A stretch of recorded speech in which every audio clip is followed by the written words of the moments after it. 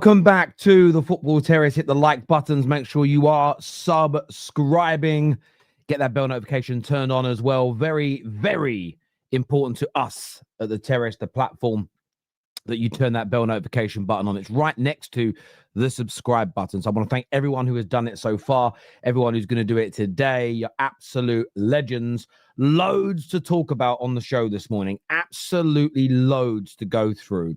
What the hell is Toni Kroos talking about? What is this nonsense? What is this craziness that he is speaking? And why has Alexander Isak become such a target?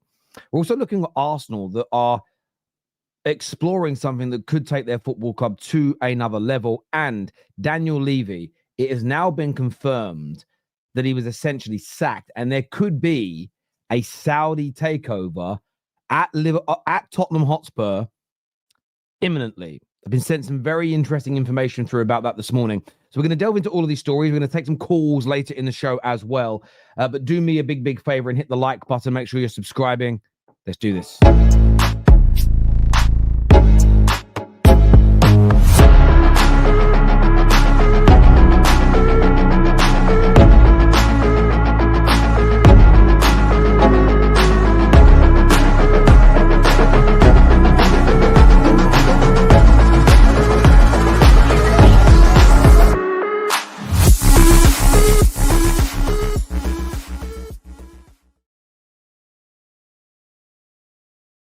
Good afternoon, good evening. Let me know where you're watching from around the world. Always nice to know, always nice to see.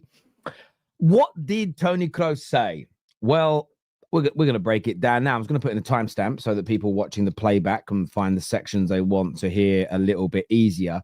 But what did Toni Kroos say?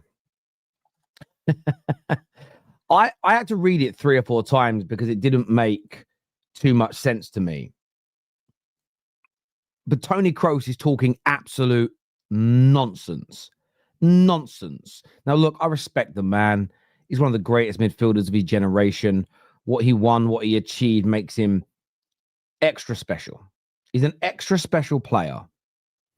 But as like many extra special players, when they become pundits, I almost feel like they're not connected to the real world. They might understand football. They may understand elements of the game that we can't comprehend. They may have anecdotal stories and experiences that we just cannot relate to. But Toni Kroos has said, if this video gets shut down because it turned out this was a fake quote, fair enough. But it looks like it's real. Toni Kroos said, Isak joining Liverpool for a lot of money, with a question mark. I trust our listeners, but I would tell you that more or less half have never heard of Isak. Judge for yourself, seriously.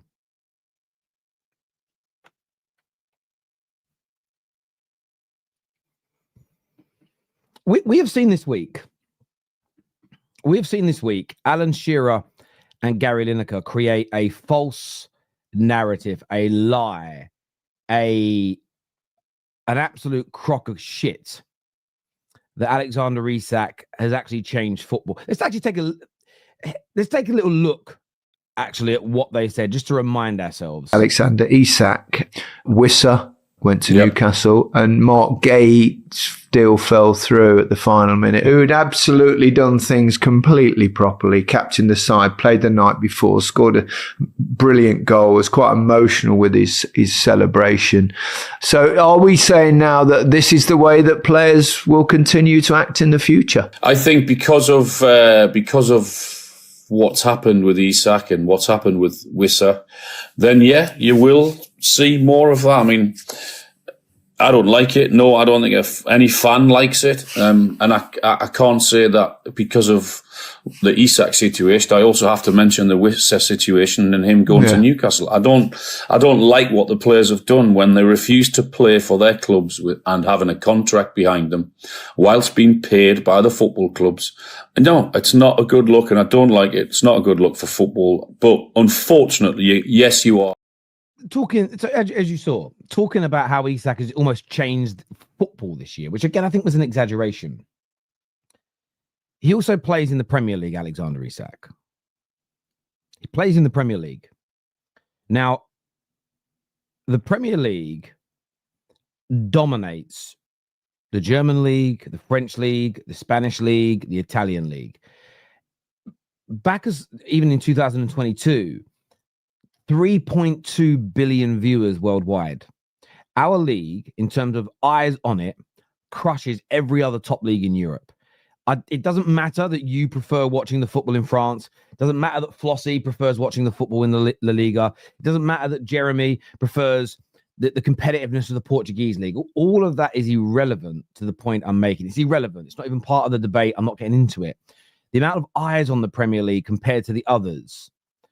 To say that half of the viewers listening to Tony Kroos speak have no idea who Alexander Isak is, it's crazy. It's crazy. Now, maybe he didn't say it. Maybe it's a fake quote. Maybe it is a fake quote. But it's all a bit strange, don't you think? It's all a little weird, don't you think? It's all a little bit much, don't you think? I don't want to defend Isak. I don't want to defend him. He's a Liverpool player. But when I hear this kind of crap, I have to say something. I've got so much respect for Tony Kroos. I want to tell you a little fact here as well about Tony Kroos. I'll read this to you. On February 2020, Isak scored 2 goals and got an assist in the Copa del Rey quarterfinal against Real Madrid and knocked Real Madrid out at the Bernabeu, and Kroos was in the starting lineup. So he certainly remembers who he is. And this is the point, right? La Liga fans know who Alexander Isak is. They watched him do very well at Real Sociedad. They watched famous games like that where they embarrassed Real Madrid at their home ground. La Liga fans also watch the Premier League. We know this because more people in Spain watch the Premier League than watch La Liga. In fact, La Liga's viewing figures domestically have been over the course of the last decade have been declining, where their viewership of the Premier League has been increasing. It's such a weird thing to say. It's even Real Madrid. You tell me Real Madrid fans don't know who Alexander Isak is. We should probably sanction this and put the money into it. Let's go to the Santiago Bernabeu. I'd love to go. And let's stand outside. Let's ask 1,000 people who this man is and show them pictures of Isak. If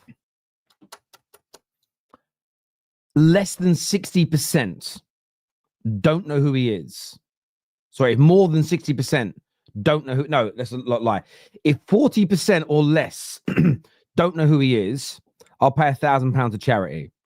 If they do, send this to Tony Kroos. If they do, Tony Kroos, who is a lot richer than me, has to agree to do a live show on the Football Terrace. Let's clip it up. Let's do it because I just think he's chatting.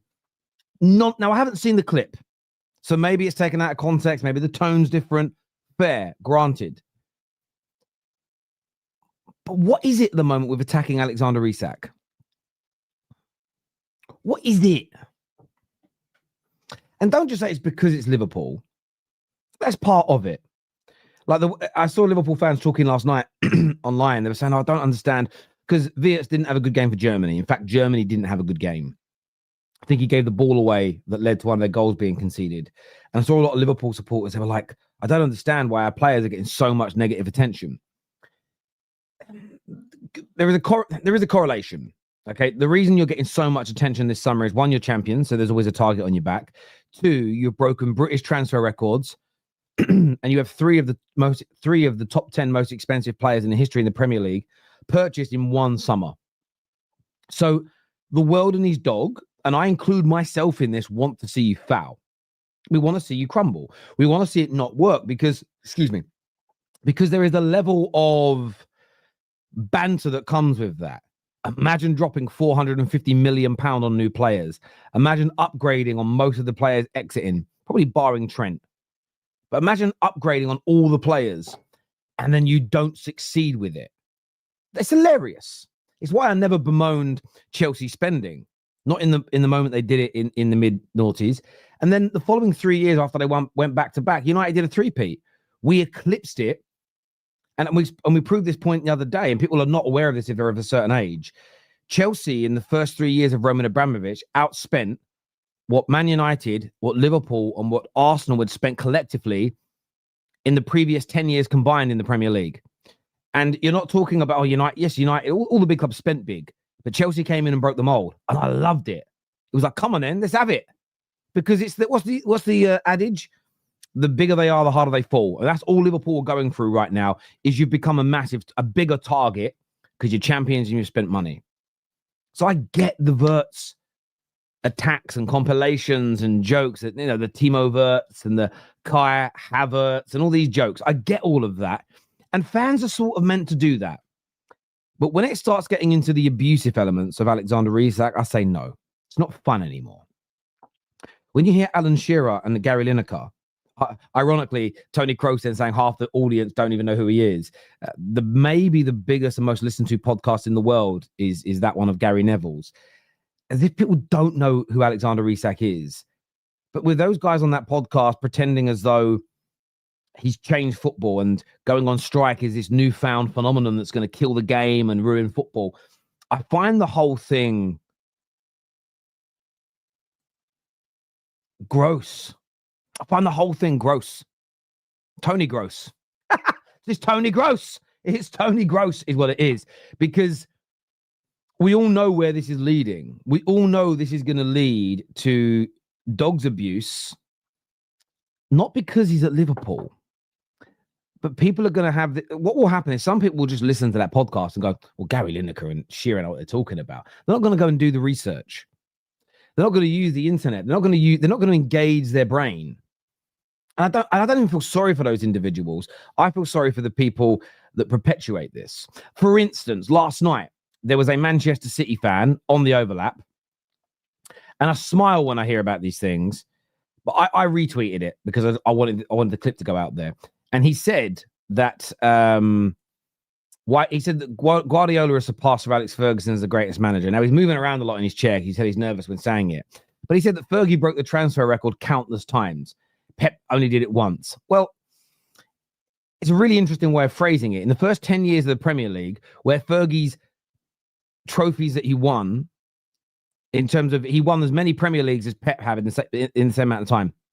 If you're counting Pep winning 6 in 7, was it 6 in 7? 6 in 7. If you're counting it from the first year he won the trophy, Fergie also did the same thing. But in that time, Man United were only the 10th highest spenders in the league. You see what I mean here? I don't mind the fans saying this. I think the overlap are a disgrace. What they should be doing when those things are said by fans is they have the means to do it. Have a little box that pops up on the screen that gives more context to what's being said. Now, breaking transfer records doesn't mean you're spending more than everybody else. It means that individual players you're buying broke a record. But imagine Man United winning 7 of the first 6 Premier League titles. Sorry, 6 of the first 7 Premier League titles, or somewhere in that region. And doing the first double-double when the treble wasn't even really a thing that was discussed too much. The treble was a little bit like this weird myth that Liverpool nearly did in the 80s. The double was really what was spoken about back then. Did the double-double, did 3-peats, did back-to-back title winnings, runs, but was only the 10th highest spender in the league at the time. But yet we still have this narrative that's pushed out that Fergie just spent his way to the top. I'm not saying he didn't spend, but it's a lie. And for me, I look at it and I just think this reminds me of what's going on now with Liverpool. And I just keep the same energy. There's all these lies being told about Alexander Isak. There's all these mistruths being spoken about when it comes to Alexander Isak. But they're going to end up, these lies will become the truth if they're just said over and over and over and over and over and over and over again. And I think it's imperative that football fans push back against his behavior. Because if we don't, that behavior will be inflicted one day on your legends, on your players, on your manager. So I often get called out. Why are you defending Liverpool? Why are you defending Arsenal? Because I can see the precedents that are going to be set that will one day also damage my football club. I can't. I think it's anti-football. I really, really do. Like, I want your views. I want your opinions on it in the comment section below, people. But the Alexander Isak agenda for me, it completely and utterly stinks.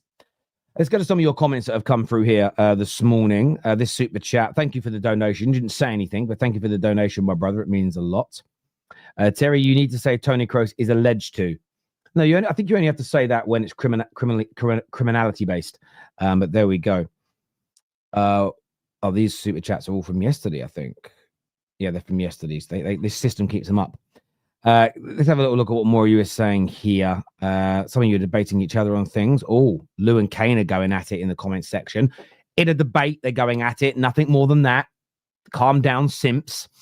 It's because Newcastle fans have been so hysterical and delusional on social media, and they have Alan Shearer backing it all up, who is a big name. Brentford fans don't have a Shearer to back them. Bricktop, I think there's an element of truth to that. I think that, look, Newcastle fans are allowed to be angry. They're allowed to be emotional. We all do that. I think, though, that lies are being pushed. Mistruths are being pushed. And sometimes I'm not even blaming Shearer. Shearer might, in his frustration, say something on a podcast and then it ends up being wrong. And I know some will say, well, maybe you guys should do the same. Well, we're live. But I'd be very happy for KJ to sit there and add overlays if we could actually do this after the fact.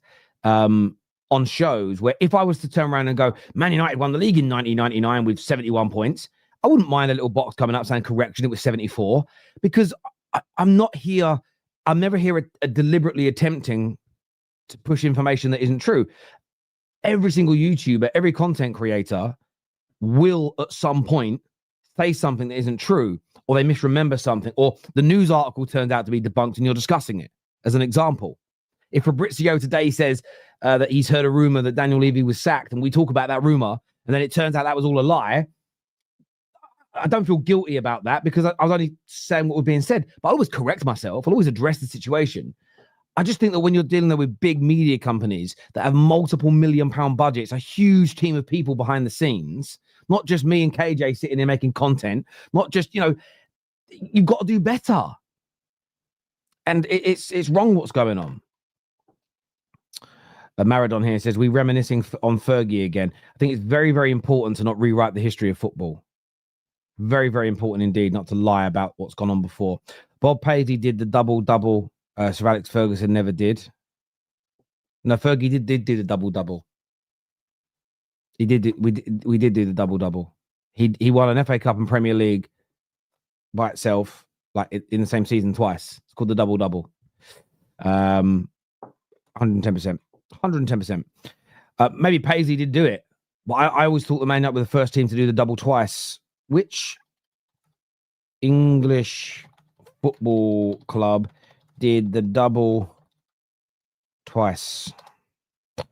Maybe Liverpool did it as well. Man United, the first English club to win the domestic league and FA Cup double twice, achieving the feat in the 93-94 and the 95-96 season. Yeah, I thought so. That was absolutely right. Man United were the first team ever to do it. And again, I lived this, so I remember it vividly. The treble was a thing, but it was almost like this kind of Liverpool nearly did it. And there's commentators talking about it when Man United beat them in the FA Cup final in some point in the early 80s. United, and the commentator literally said Liverpool's treble dream had just ended. But it was always something that was very rarely spoken about. It was always just about doing the double. And when Man United had done the double-double, I remember, and it may have been the 96-97 season, and I'd love someone at Sky to pull the archive out. There was like we would get like a big trailer build up to the start of the new season. And this trailer was players and managers just saying phrases like, it's about staying up. You might have had young Michael Owen or Robbie Fowler saying it's all about goals or something like this. And I think it went to Fergie, and Fergie said it's about doing the treble. Or he said something along those lines. And that was one of the first times I heard it be said. Or maybe he might have said it's about doing the triple double. But I remember it being said, and my dad gam prick. And I was like, what are you saying, Dad? He went, no one's ever doing that. And I remember the conversation. And I'd just like to see the advert again because it would bring to light a lot more what I'm saying. But yes, I respect it, Oliver. Yeah, the first club to ever do the double-double was Manchester United and Sir Alex Ferguson. And I need to explain to you all how Liverpool won the FA Cup and First Division. Yeah, they did a double, Liverpool, but not the double-double. And the first club to do the double in England was Spurs with Bill Nicholson. So the first team to ever do the double was Spurs. Liverpool have done the double, But Man United were the first team to do the double-double. So Liverpool did the double before we did. They did it in the 80s. But United did the double-double. It had never been done before. 2 doubles. Never been done. That is just a cast-iron fact. And I know people try and rewrite it now. But no, but there was a League Cup and a Prem. There was a league. No, the double was one thing.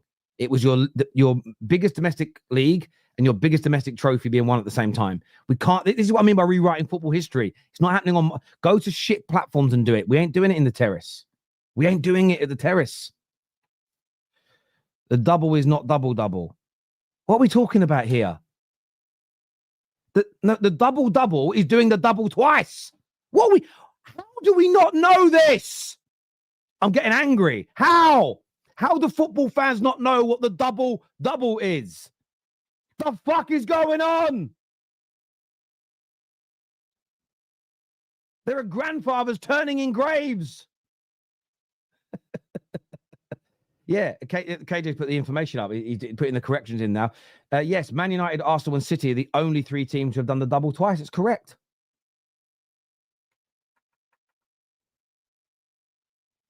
Double-double is double, but isn't the double-double. The double-double is a thing.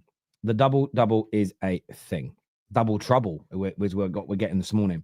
But yeah, rewriting football history is absolutely crazy. It's the devil's work, and I'm not going to do it.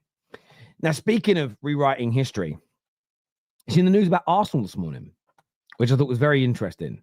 One, I hope they do this for all the fans that have been bitter about other people doing it. Because there's always a beauty in... I always go back to True Geordie when slagged off Saudi owners, Middle East owners, oil money. He gets it. Oil me up, baby. Nipples erect. Do you get what I mean, right? Fair play to him. I love it when this happens. But there's a big report from The Athletic. Okay, so very, very credible. And they say that KSE, obviously the Cronkies that own Arsenal Football Club, continue to give consideration to a multi-club model. There is a possibility of buying other clubs, or there could be a collaboration with the Colorado Rapids if the MLS shifts its calendar year to align with Europe. And I think this is really significant because it is just the direction that all clubs are going in. And I think that it's one of those things. I'm not really for it. I think it should be one club, one owner. Yes, there's loopholes and you can create proxy businesses and you can find ways around it. But I think an owner should own one football club and put every ounce of their being into making that football club the biggest and the best it can be. That's how I want it to be done in an idealistical way. However, I'm also a realist with certain subjects, and what I want isn't going to happen. What I want isn't the way things are going to go. So therefore, football clubs have to adapt with the times. Football clubs have to, what's the word I'm looking for? Not renovate. What is that word? Not juvenate.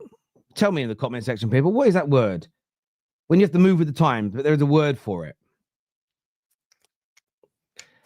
Not adapt. Come on. I think it begins with R. My brain's gone. Come on, guys. Someone let me know the word. Evolve. Innovate. Innovate. It didn't begin with R. Innovate was the word I was looking for. Thank you very much there, Cam Shakes. You have to innovate and you have to move forward. You have to evolve, as Baradon says. You're right. And if they're not going to stop multi-club ownership, you have to do it because you'll be left behind. And you look at what Chelsea do, you look at what City do, and you look at how they're able to, you look at the Savio scenario as an example, as a small piece. They bought Savio for around 25 million. Now, they didn't sanction the sale of Savio to Liverpool this summer, City. My belief is because they couldn't get Rodrigo. I think if Rodrigo was gettable, either on a personal level or price-wise, I think City do the deal where Savio goes in the other direction. But something didn't sit right with me. And this isn't a dig at Manchester City. This is a dig at the rules. But if the rules are this way, clubs have got to exploit it because they're all trying to win, okay? How can it be fair market value to buy a player like Savio, whichever you want to call him, for 25 million? For him to have a bang average first season in England and then for you to be able to quote a price of 70 plus million to sell him a year later. That tells me you didn't pay a fair market value the year before. There is something about it that stinks. However, it's not against the rules. No rules have been broken. You're allowed to do it. So clubs are, how do I say this? Clubs are going to have to get with the times. I think Arsenal have been maybe a little bit too ideological. No, I think Wenger didn't believe in spending too much money on players, and he certainly didn't believe in striping other clubs up and overcharging.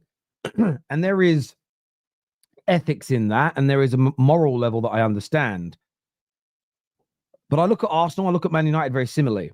We're terrible sellers. And I think it's a combination of previous ethics that have been ingrained in the club around what you should and shouldn't sell a player for. I also think it's certain clubs like Man United and Arsenal have a tremendously good organic way of generating football without the need to sell assets.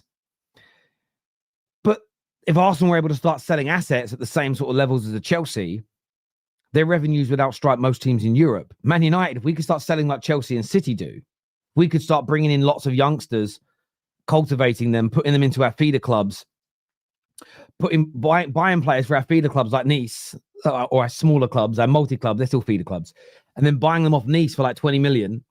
Although Man United are banned from buying players from Nice at the minute, which is very strange, and other clubs are not. But buying a player off Nice for 20 million that we think's okay, and then selling them a year later for 70 million for the Man United profit. If other clubs are going to start doing it, there is an element where you've got to park your ethics for a moment. There's an element where you go, hang on, we've got to start following suit, as they might start generating an extra £200 million a year in player sales. Because, by the way, Chelsea broke records this summer for how much, over 300 million in player sales. That's going to keep happening because they have probably 30 to 40 players that, and they keep topping it up, that they just keep selling on, buying for 10, selling for 20, buying for 15, selling for 30, buy him for 30, selling for 60. They're not really making many losses on it. The only players they've really made losses on are the ones they bought directly for their first team that haven't worked. All the others they're making money on.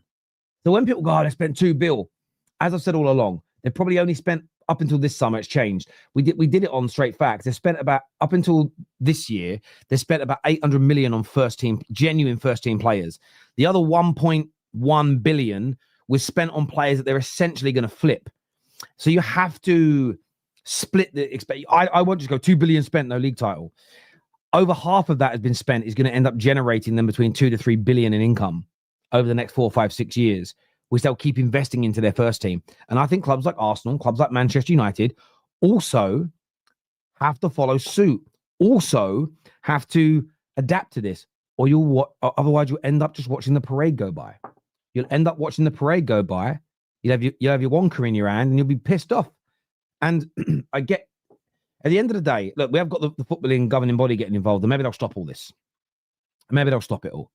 And I wouldn't be against them. Some people say it's anti-competition to do it. Some will say it's anti-competition to allow it to happen. Let's see what the football regulators. I hope the football regulators come in and shake this game up. I hope they make PSR stricter and tougher and harder. We need to protect football clubs from themselves and from bad rogue owners. Because I'm telling you, if we get rid of PSR, this is my prediction of the 44 teams that make up the top 2 leagues in England. If PSR and FFP disappear and it becomes the Wild West, 20% of those teams will be gone in 15 years' time. 20% of those teams will disappear from football. 15% gone, minimum.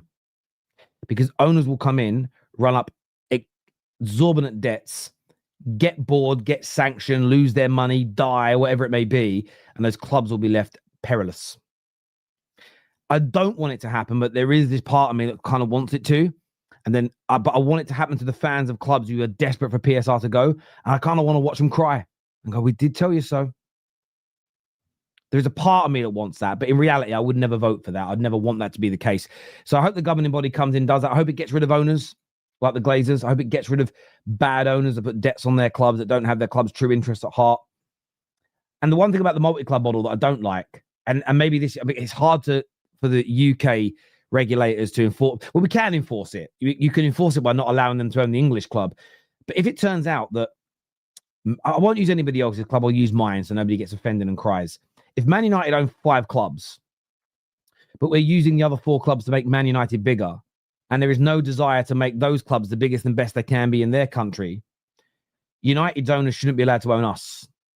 Because those clubs, no matter how small they are or insignificant they are to you, there is a group of people that love that club with every ounce of their being the same way you love yours. And that's the element of the multi-club element I don't like, is that there are clubs out there who, yes, when they bought them, they might have been in dire straits and have helped save them. But are you buying them to try and make them... Whether people like what Ryan Reynolds and co have done with Wrexham, you can clearly see they're trying to make Wrexham the best team in the world. What wouldn't be nice is for them to start buying other small clubs and using them as a way of making more money for Wrexham, so those clubs never have a chance to do what Wrexham's doing. I'm against that, because those clubs, they don't have to got 30 fans or 35,000 fans every week. Those individual fans need to be respected in the same way.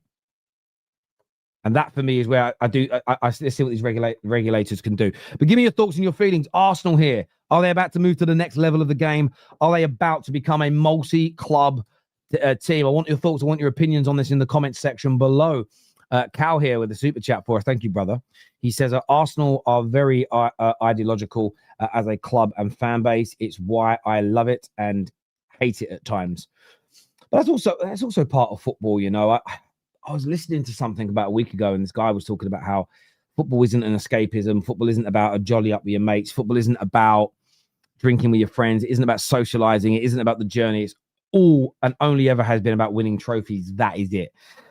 Not true. The origins of football, if you actually read into them, football actually was invented as a way of keeping cricket players fit throughout the winter. Who knew? So it wasn't even invented when it became more of a sport, as in when people started doing it competitively. It was a way of keeping cricket players fit. It wasn't about winning trophies. It's evolved from there. So if we go back to the true origins of the game, I mean, the Premier League and Champions League didn't exist. So it couldn't have been created to win those trophies, could it? If they came after. So it's a false statement in itself. Now, yes, you want to win trophies, and yes, you want to be at the top. But I do think there's a beauty in clubs going about things in different ways. This club likes to develop youth. This club likes to buy. This club plays with 3 at the back. This club plays with wingers. This club, you know, there's a beauty in that. This club is really pragmatic and horrible to play. This club plays beautiful football, and it can evolve and change, and new managers come in. I love that. What I don't want to see football become, it's like how I view fashion.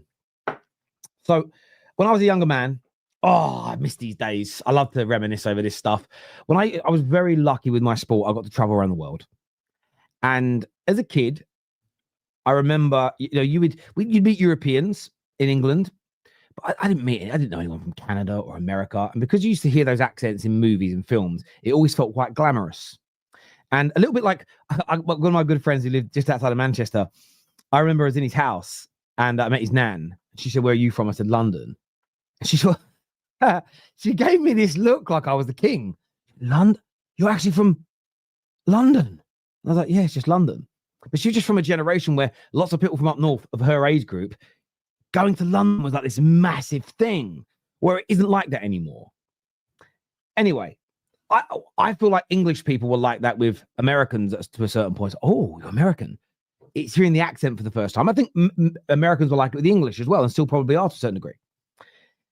But I remember going away, and you'd walk into the arena or you'd go into the hotel where you were staying during the competition, and you could see the Americans, you could see the French, you could see you always could see the Germans. Because everyone looked different, as in dressed different, held themselves different, haircuts were different. And you could tell, like, the English stood out as well. Like, we all had like a very distinct look. It's gone now. I feel like Americans and Canadians and Germans and French and the English, and I think social media has done this. Everyone kind of dresses the same. And I don't like it. I used to like the difference and the character, the dichotomy. Look at the Germans. They got the socks on with the sandals. They did all the time. And that was their thing. And by the way, the Krauts, as we call them, it was all fun and games. They didn't care. Oh, look at you. Take the mick out about how they looked, and then they take the mick out of the fact that we only drove their cars. You know what I'm saying? It's how it was. It was fun. It's not BMW, it's BMW. I was like, all right, chill out. But yeah, fun times, man. Dirk, big up Dirk. If you're watching, I hope you're well. He was a great fighter from Germany who was in the German Air Force. And we just had this long-standing joke. He always used to say that when we go to war again, he's like, I'm going to bomb your house. Always thought it was quite funny. Legend of a man. I find some photos. I've got a great photo album somewhere in my house. I've got to find it again. But anyway, back to football. That's what I don't want to see happen. I don't want to. That's the one thing about the multi-club model. If everyone does it, if all our clubs look and act and behave the same, there's a beauty in our football clubs. If Chelsea builds a new stadium with the way they already sell players, they will be untouchable. Well, they won't be untouchable because other clubs will have similar incomes. But what Clear Lake are obviously doing, and it's working, is they're generating organic income that Chelsea needed to stay competitive with the other big teams in Europe that just have. Look, everyone will argue, oh, we sell this shirts, we got this sponsorship deal. I think you can tell the size of a football club by its commercial revenues and by what they bring in. And Chelsea, typically speaking, have always been £200 to £300 million behind the biggest clubs in Europe. And that's the size of the club thing. But Chelsea are now finding a way of how to bridge that gap. And fucking fair play to them, because it enables more spending, better players, better renewal of contracts, which keeps you at the top. I wouldn't say untouchable, but I think you're striking on a real chord here. Little Dirk.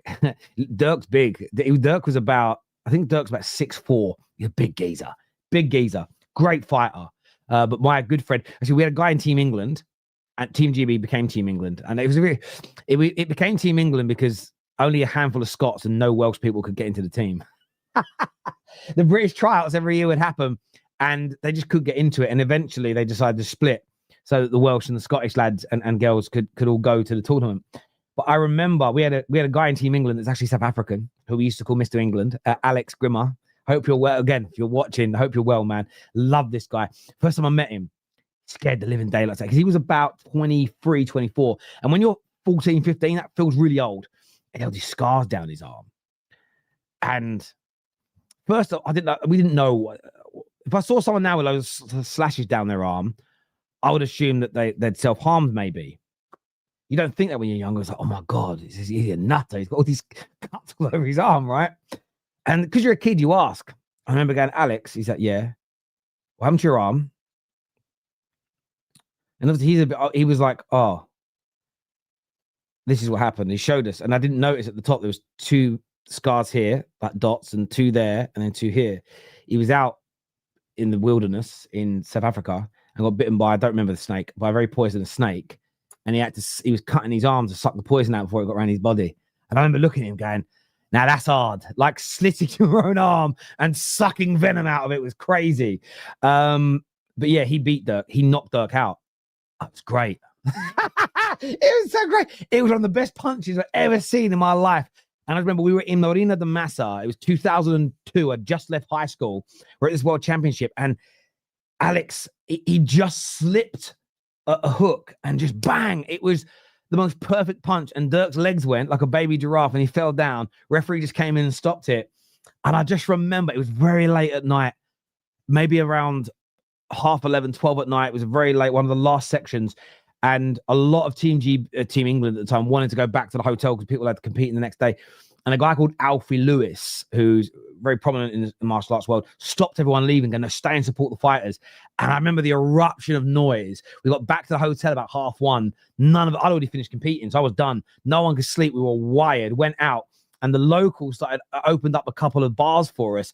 We just got on it until about 5 a.m. on this beach bar. It was just amazing. Then Team Germany turned up. And the fights happened again. It was a crazy night. It was a crazy night, man. I love those days. But anyway. Daniel Levy. Daniel Levy. I've been told he got sacked. Daniel Levy, sacked. I'm going to read this to you. Let me have a look and read this. So what I read, please tell me I bookmarked it. Oh, here it is. This here says that Tottenham announced that Daniel Levy has stepped down from his role as executive chairman after nearly 25 years. Levy then does this whole spill in this talk. What I was sent, though, let me find this. Where's this at? Okay. Load, man. It says here, Daniel Levy has not willingly stepped down. He was pushed to step down. There are the possibilities that Paratici will no longer be continuing either.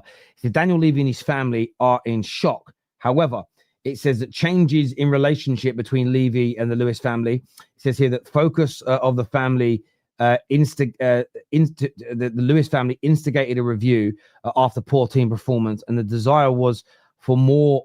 The desire is to win more games more often. There is surprise amongst prospective buyers. So people trying to buy the club, and Saudi owners of Newcastle are looking at Tottenham. Let me just put that out there. They are looking at Tottenham. And there is maybe a little bit of an underground rumor, if you want to call it that they may invest in Tottenham and they may sort of expand their portfolio. They might diversify and slowly step away from Newcastle. There are rumors. Just putting out rumors, right? It's a rumor. I'm specifying it's a rumor. But it does very much look like Daniel Levy was sacked. He was pushed and did not step down. Potential buyers are saying this has shocked them because they were obviously working alongside Daniel Levy. But I actually back the Lewis family here. Now, I've seen a lot of people support Daniel Levy and say, look, you know, the first 10 years or so, 15 years, great chairman, stabilized the club financially, got them the new stadium, grew the revenues. It's what owners are there to do and what chairmen are there to do. And I think there's a lot of good he's done for the club. But I don't think you can ignore the debacle of the last 5-6 years. Yes, they ended up winning a European trophy. But that, again, this is where, again, haven't the Lewis family just proven that winning trophies is not all that matters? Because it isn't. You can't ignore multiple mistakes and bad things because of a good moment. It's not enough. And they've essentially, and I think when you look at the hiring of Big Ange, I think it's a massive part in it because completely not what they needed as a club for their squad. I think if you look at the fact they had a very attacking team, a very beautiful attacking team under Poch, and then they went down the pragmatist approach, which then meant they went through years of having a bit of a hybrid and a bit of a Frankenstein squad that was a mixture of two different styles. They piss-farted about with that. They eventually built a pragmatic squad, and then they brought in a manager that played exceedingly attacking football, no pragmatism really in the league. And I think the Lewis family have just looked at it and said, this is disgraceful planning. This is just makes no sense.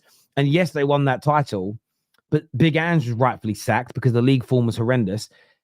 And the chairman has to be held accountable because he's making those decisions. Daniel Levy is making those decisions. And more of this needs to happen because in the modern day game, I think the success you see on the football pitch is about 35-40% the manager.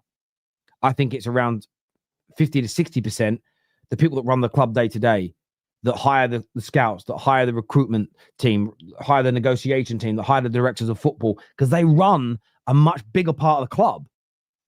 And if that bit's run poorly, it means you're going to sign the wrong players, and it means you're going to get the wrong manager, which means you're not going to perform on the pitch.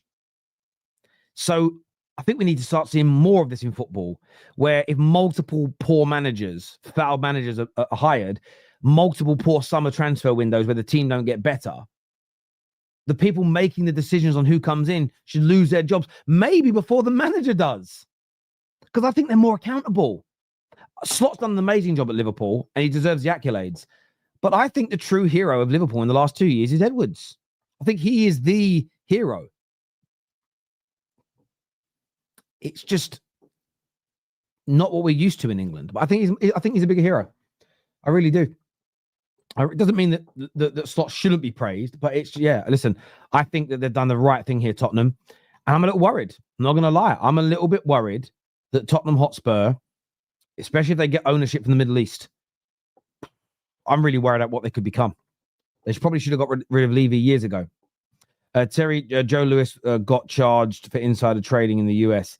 Yeah, but he doesn't officially own the football club anymore, so nothing can be done. And no disrespect, you're a City fan. I wouldn't be throwing stones if I was you. I just wouldn't. But that's also why I don't attack anybody else's owners in terms of where they're from and what they get up to, because I think most of these billionaires are breaking laws of some level. Now, there's a hierarchy to these laws that are being broken. I think there is a fundamental difference between insider trading and potentially the massacre of a person, right? But you could argue not. Maybe the inside trading has led to some people losing money, which has led to people dying. There's all these things that go on in life, but none of them are squeaky clean, which is why I don't do the whole pointing fingers game, or your owner did this and your owner believes that and your owner does this and your owner did this once. I don't think any of our owners are particularly clean. So I just don't play the game. I don't play the game. There we go. A double, just say you did the double twice. Fuck off, Shah. Sorry, bruv. It's called the double. Let's Google it and see what it says. Let's Google it. I'm not having this rewrite. What is the double in football?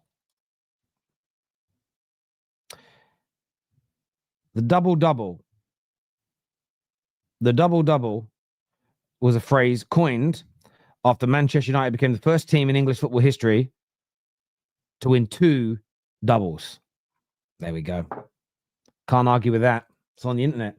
KJ joining me on the show now. Let me get my earphones on so I can hear him talk. So I can hear him speak. I need to hear him speak. Good morning. Let me make sure I want this one on. This is better. Bear with. Morning, KJ. How are you, mate?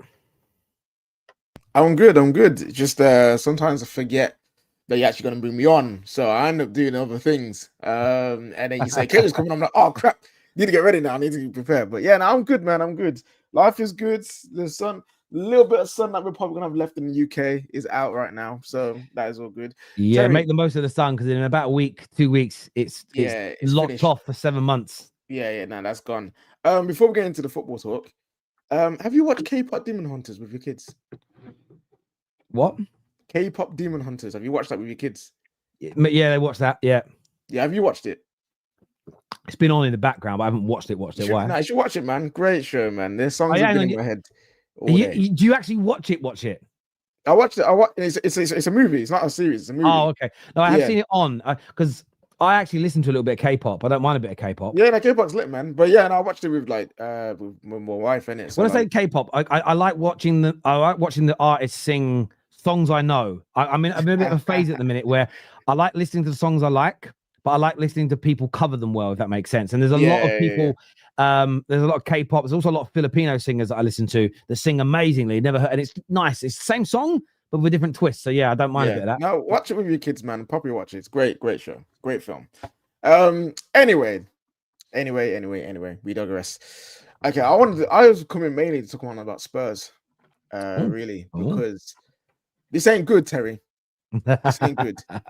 I remember the reactions that the Spurs fans had seeing Levy go. It reminds me so much of when Woodward got sacked or he resigned at Man United, and this feeling of relief just comes over. Like this cloud that's been over us for years, has been running us so poorly, is finally gone. And I remember that feeling. So I'm happy for Spurs fans because I know what it feels like. But the difference between our position and their position now, we got rid of Woodward just to hire a guy already back in the club who worked for the same people we hate anyway in Arnold. Spurs are looking like, and if you believe the rumors, if you believe the in the nose, you believe the things that people have been saying, and even one of the reports, I think it might have been Samuel Bell saying this as well. Spurs are looking to sell. Spurs, the owners, the Lewis family might sell the club. High chance they sell the club, and it's not going to be just to some random people. They might sell it to the Qataris. And if they do that, it's, I'm not going to say it's over for the league because we said this about Newcastle and the Saudis, and they're still not there yet. But Spurs are in such a better position than Newcastle, than Man United, that if they get taken over, they've already got the stadium, they've already got the training ground. All they need to focus on is the structure of the club in terms of director of football or whatever, whoever they want in that place, and then recruiting players. That's all they've got to focus on. They don't have to worry about we need to revamp this training ground, we need to revamp the academy, we need to sort out the staff, we need to do all these things. That's done. In that sense, Levy's done a good job.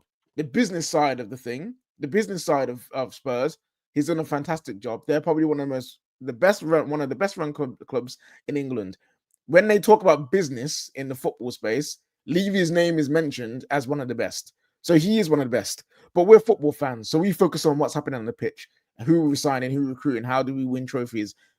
Levy couldn't do that. He got a trophy in the end, but overall, the positions that they were in, they should have won more. It's funny. Their best ever team, pound for pound, was on the Poch, won nothing. One of their worst seasons they've ever had in the Premier League, they win a trophy. You can't plan for that. So yeah, if they get Qatari owners, they will be a problem, in my opinion, for the league, because they're already set in terms of everything behind the scenes, and they can just focus on adding the best players, the best managers they can get, and focus on the pitch. And Terry, if that actually happens as well, it's twofold. There will be a problem, but the Man United fan base, oh man, if Qatar end up buying Spurs, the meltdown that Man United fans are going to have is going to be insane. They're going to get angry. They're going to be blaming Sir Jim. They're going to be blaming Ineos. They're not going to talk about the Glazers outpricing everybody at all. They won't talk about that. Well, they won't talk about. Listen, I wanted Qataris, but they're not going to speak about the fact that Qataris wouldn't pay the asking price. and that's the thing for me. Sir Jim gave them an option to do a part ownership. He did. The Qataris didn't, because the Qataris wanted full ownership. But neither the Qataris or Sir Jim are willing to pay the asking price to actually buy it outright. I get the train of thought that if there wasn't an option from anybody to buy part of it, the Glazers would have been forced into selling the whole thing, especially as they were running out of cash. That's maybe true. But they might have also just not injected their own money. They might have just sold some of the they would have eventually found an investor of some sort. They would never have just let the asset collapse and go bust, and then they lose less money. They're not that stupid. Like, it makes sense when you say it out loud on a basic level. But again, if you believe that the Glazers bought us of all that debt to one day sell us for multiple billions of pounds of profit, why would they, for the sake of an injection of 150 million pounds, allow an asset that they believe they can eventually get 6-7 billion for to go into administration where they lose control, and then maybe they walk away with a fraction of that money? They wouldn't do it. They wouldn't allow 100 million pound to cost them 3, 4, 5 billion. It's just, it doesn't stack up in the reality of the world. But yes, there'll be a meltdown in the Man United fan base if that happens. And I've got a horrible feeling that Spurs are going to end up with either new part owners that will eventually own the whole of them. But I've got a feeling they will, because Spurs are a cheaper option to buy than Man United. They're a cheaper club to buy, but they can accelerate it quicker than you can a Newcastle. You could I don't know, what did Newcastle get bought for? Like 300 or 400 million, where clubs like Man United are going to cost you 6 or 7 billion. It's a fundamentally different amount of money to buy it. Spurs, I don't know what that will cost you, probably a couple of billion, but it's a team that if you get all your friends and, whatever country they're from, you get the airlines, you get the tourism board on, you start pumping money in. Like, imagine how much fair market value you could get for sponsoring that stadium in London. You could get, there is whatever Newcastle can get in that's fair market value on their sponsorships. Spurs are significantly bigger than Newcastle globally. They could get double the money. They could probably get their revenue up past $1 billion inside a year or two. And then the ownership from those parts of the world are going to say, let's go and they will start spending. And it'll be scary. It'll be scary times. I agree. Scary times. So obviously the independent regulator will come in. We don't know what that looks like in terms of what the new fit and proper owners test would look like. I hope they block them. You know what I mean? I hope they block them. Hopefully it's only just someone not willing to invest in there. Now, but on a serious note, I'll be Spurs fans. I think it's an exciting time for your club seeing this guy gone. I think it means there's a big shift.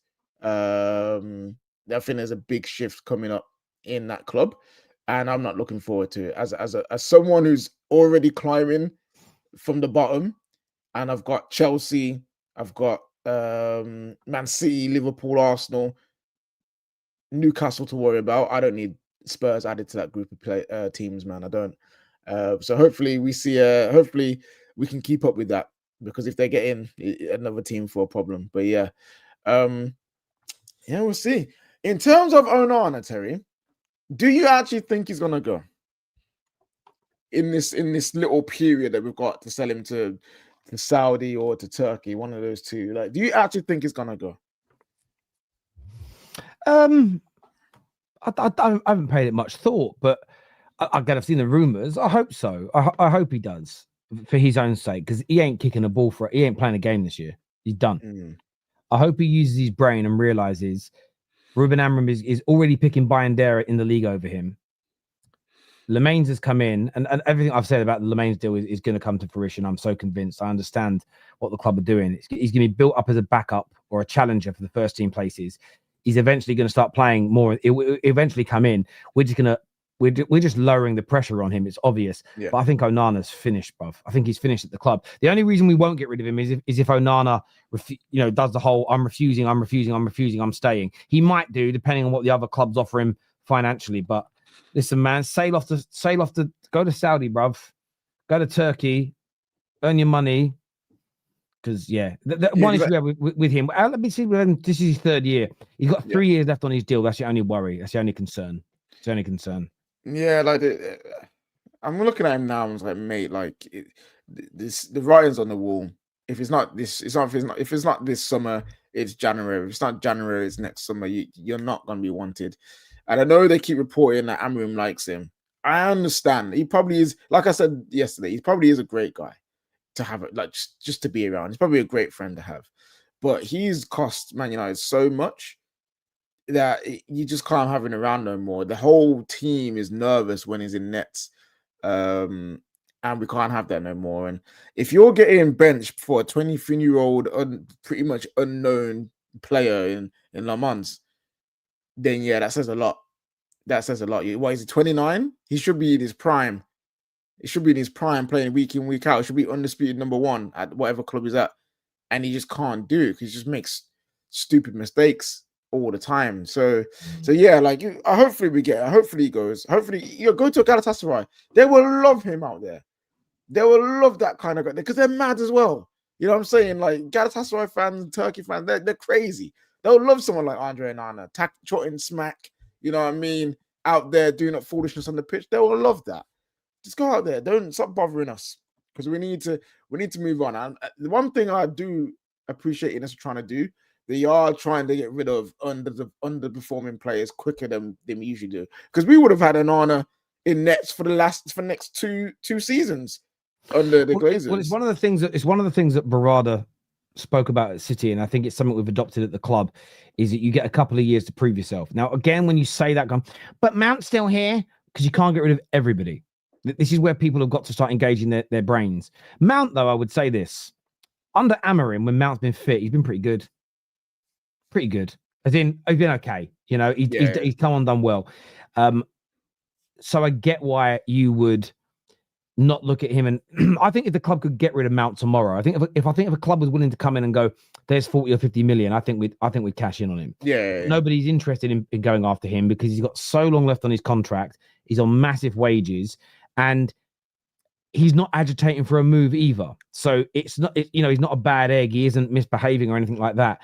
I just wish that some of the bomb squad behaved more like Mason Mount. Would have improved more. But with Onana, like, he's a disaster. He's a time bomb in every game. Mm-hmm. He's a time bomb in every single game. And we need to move on from him. No doubt. Let's have a look at some of these comments here that have come in. This here says, Terry, stop defending Isak. His behavior was a disgrace. Stop trying to defend it. Everybody right in what they are saying about Isak. They're not, are they? They're not right when they say that he is going on strike is going to change the way football transfers operate when people have been going on strike for a long time. Tony Kroos saying that half the people that listen to and watch what he does don't know who he is, as if the Premier League isn't the most watched league in the world. Although, as if when he was in La Liga, he wasn't doing things that were making people take notice.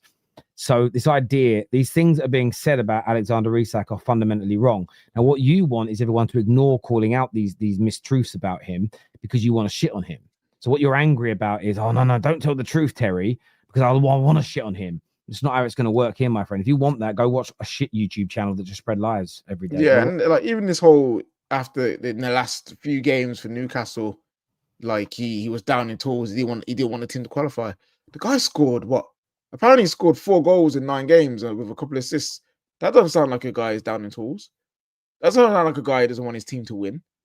You know, like again, these are the myths and the mistruths and the agendas that the media spread about players, and then it catches fire, and then people like yourself focus on Isak for one thing that is done compared to all the lies that has actually been said about him. Like JJ, like, I understand that I don't know who you support. I don't know if you're a Newcastle fan or you're just a fan of a different team. But yes, Isak, he did something that was unfavorable. But what the media are trying to do to him is a disgrace, and we all know where this leads. And people like not to talk about it because we shouldn't be doing this, and we shouldn't talk about this because you guys are overblowing it. But we know where this leads for young black players in the media. We know where the agendas lie, and I will keep talking about it on this channel because we're not a channel that hides away from these truths. This is what happened. This is why I got an issue with it. If it was just about, okay, what he did was wrong, he's got his move, he needs to now prove himself in his move, then I'm like, okay, cool, that's fair. He now needs to go show why he's worth 125 million, why he kicked up a fuss. Like, you need to go prove that now. Go prove your decisions to be the correct ones, right? That's fine, but they're not doing that. They're trying to assassinate his character. They're trying to go after him as a person. And we know where this lies with young black football players in England. We've seen it with Sterling, Pogba, Rashford, Martial. We've seen it with many players. So don't talk to me about stop defending Isak. No, we will, against the lies and the agendas of the media. We can criticize his behavior in isolation, but they're taking it beyond that now. So yes, no, I will defend Isak. I will defend Isak. No, so will I. And you know what? Even just on the fact that what Shearer said is not correct. I don't believe the stories that he down tools and was trying to sabotage games. I just don't think it's right to spread this nonsense. I really, really don't. I really, really don't. I don't believe some of these things I know not to be true because it's factually provable. Other things I just feel, again, if the journalist knew this, why did they only print it after he left? Doesn't make sense. For instance, the Onana story that came out about him asking for a pay rise, that's come out in the middle of everything. It's not as though he's left and then someone's done a hit piece on him to make us all feel like, oh yeah, definitely the right decision. It's come out in this first instance. I trust it more. I don't always trust these things that I've had these notes for a year. I've had these notes for 6 months. Why do I only print it now? Because now is the right time. No, the right time would have been to have given the whole story to Newcastle fans 3 or 4 months ago so they could make better informed decisions around what they want for their club. That would have been the right time to do it. Weirdness, mate. It's a crime. Let's just say Isak played in La Liga as well, and Kroos played in the league for a long time. Like, Tony Kroos isn't saying he doesn't know who he is. He's saying that half of his listeners don't. But it's just bullshit. Someone tagged Tony Kroos in what I'm about to say, and I mean this with all due respect.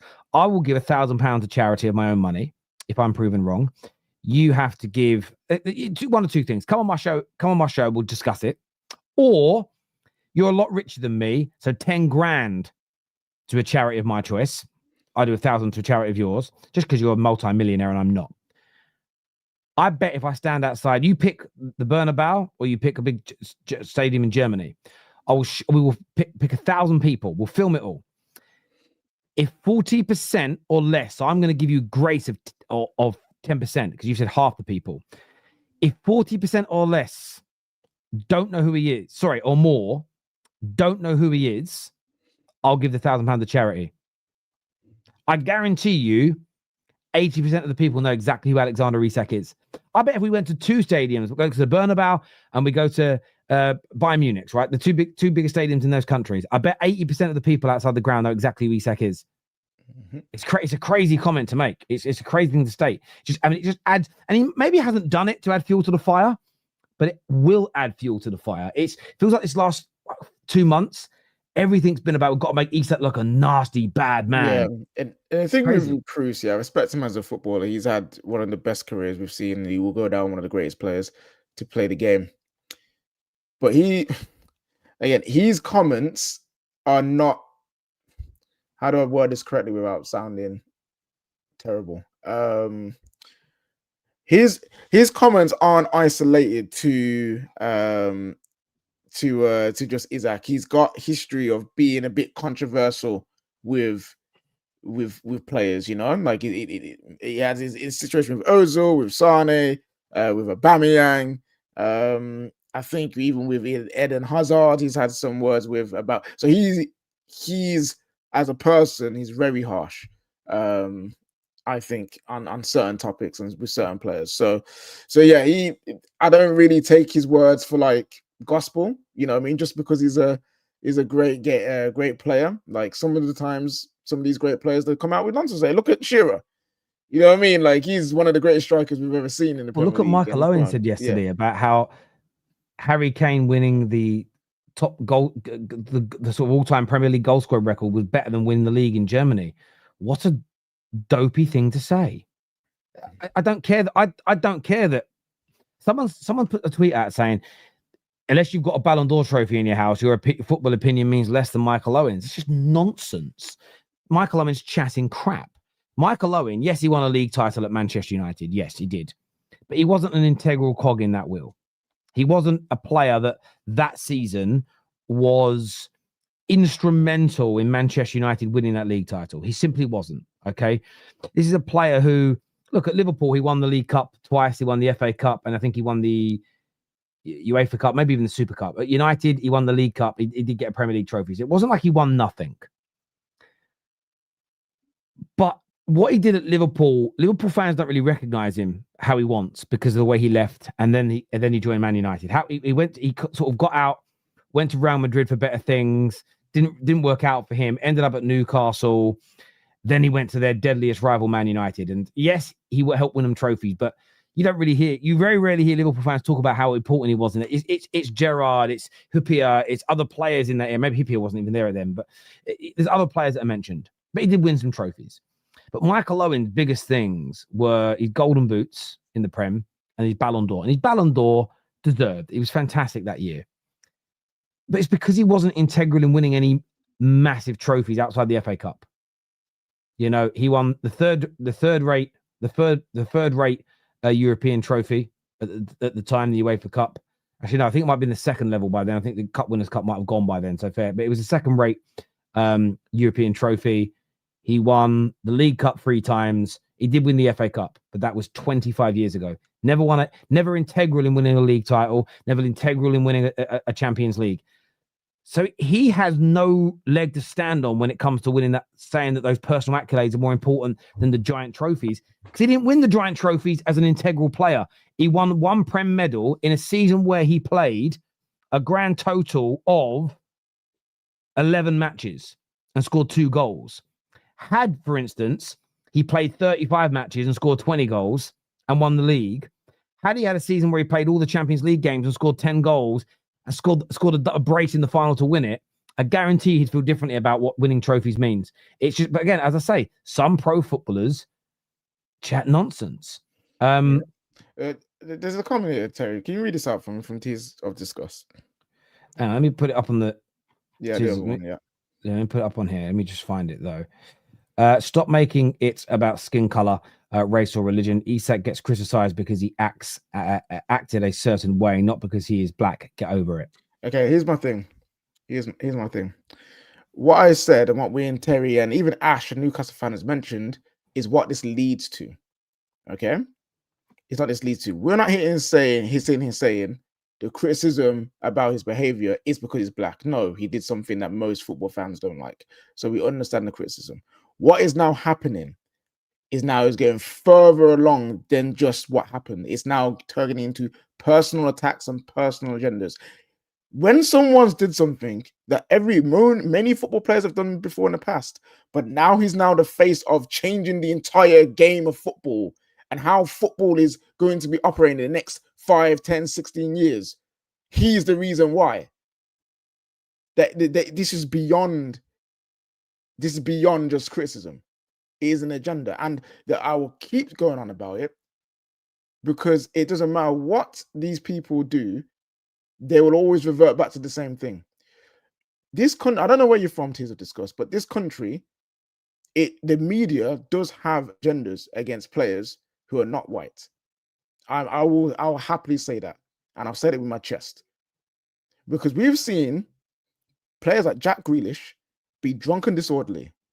He was on a parade. He was on a trophy parade for the treble, drunk.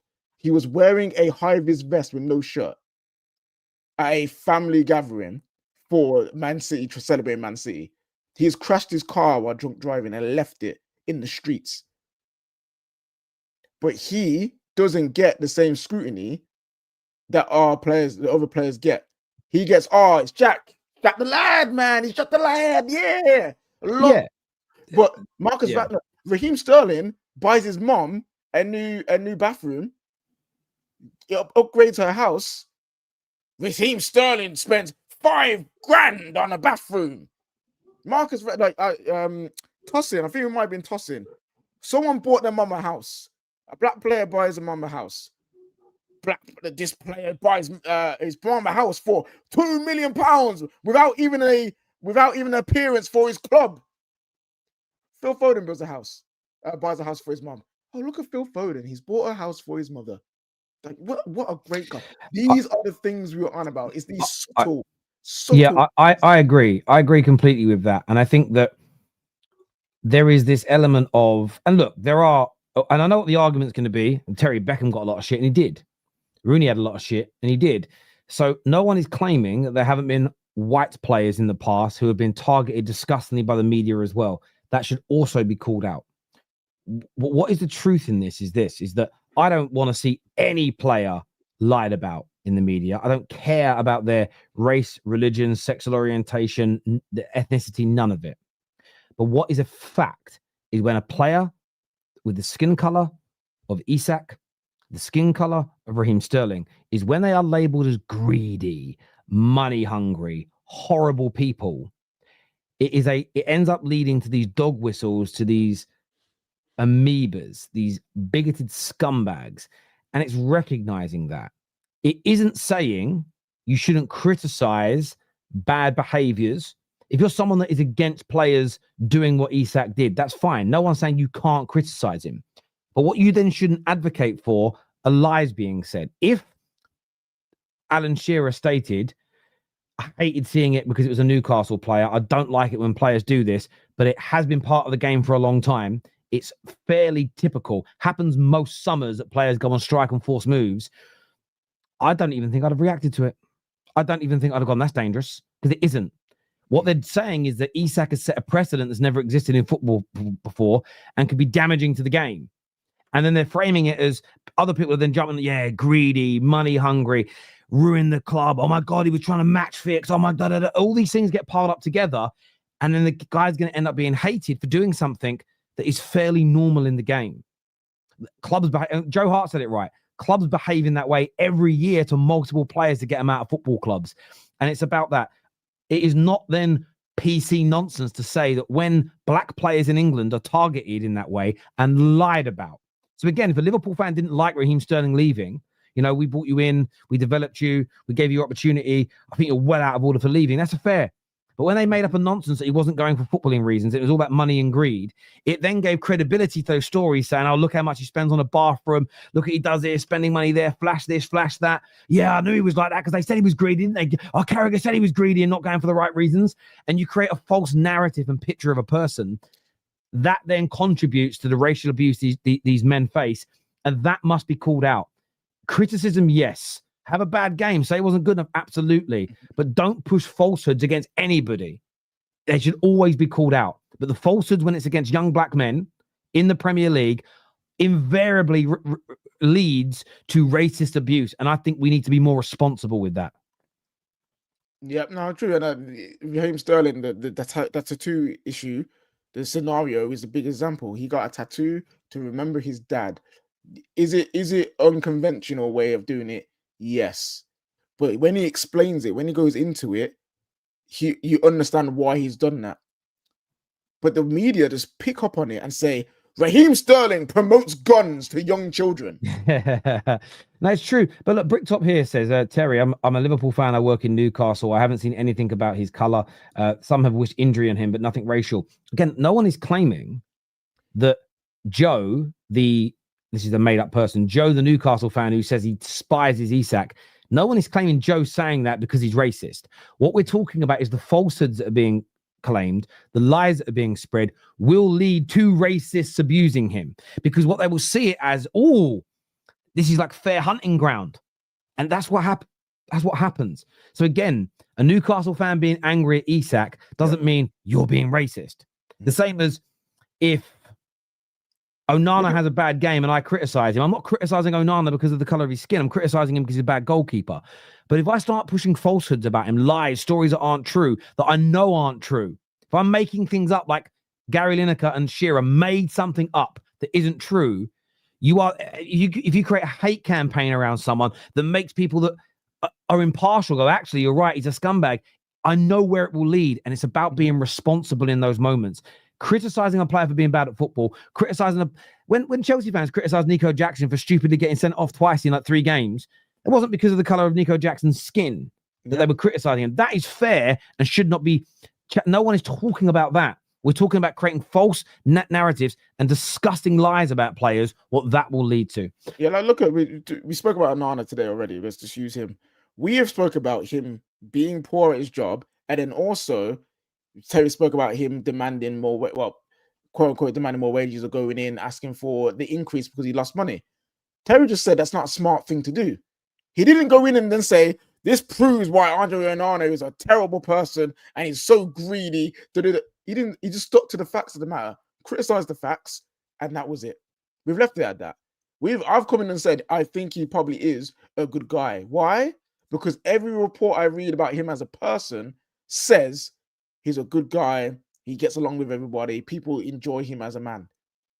So I'm not going to, if I start to go around, oh yeah, by the way, Andre Onana is this terrible person that does this, that, and the third, and he's been doing this, he's been talking about his teammates behind their back.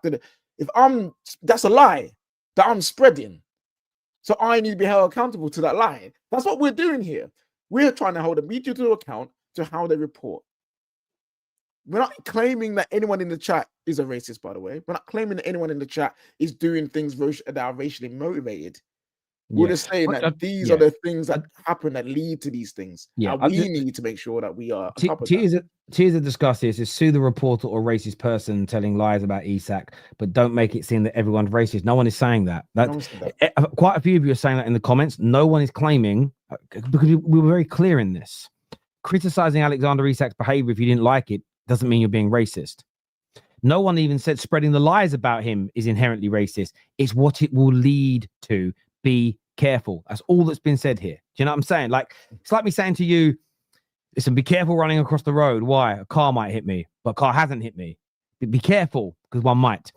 Look, I want to thank everyone who's tuned into the show today. Please make sure you hit the like button. Please make sure you are subscribing to the channel. Back at around 3:30 today for Straight Facts with the boys. So looking forward to that. Until next time, people, I think this is going to redirect you there as well. So to redirect you to Straight Facts around 3:30. Take care. Goodbye. God bless. And we'll see you all again very, very soon. Peace.